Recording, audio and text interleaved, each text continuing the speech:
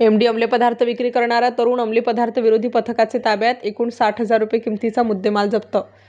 17 February 2026 रोजी अंमली पदार्थ विरोधी पथकाच्या प्रभारी वरिष्ठ पोलीस निरीक्षक सुशीला कोल्हे यांना गोपनीय माहिती मिळाली की इसम नामे वैभव पांडुरंग आव्हाड वय 25 वर्ष याने वर नमूद त्याचे राहते घरात मेफेड्रॉन एमडी हा अंमली पदार्थ विक्री करण्यासाठी घेऊन आला असल्याची खबऱ्याकडून माहिती मिळाली. त्यानुसार वरिष्ठ पोलीस निरीक्षक सुशीला कोल्हे यांनी पथकातील अधिकारी व अंमलदार यांना माहिती व सूचना देऊन सदर आरोपीला ताब्यात घेण्याबाबत आदेशित केले.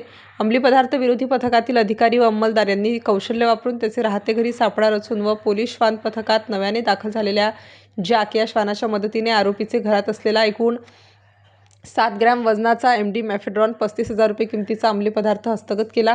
तसेच इतर 25,000 रुपये किमतीचा मुद्देमाल असा एकूण 60,000 रुपये किमतीचा मुद्देमाल जप्त करण्यात आला आहे. नमूद आरोपी विरुद्ध इंदिरानगर पोलीस ठाणे येथे गुन्हा नोंद करण्यात आला असून पुढील तपास इंदिरानगर पोलीस स्टेशन नाशिक शहर हे करीत आहेत.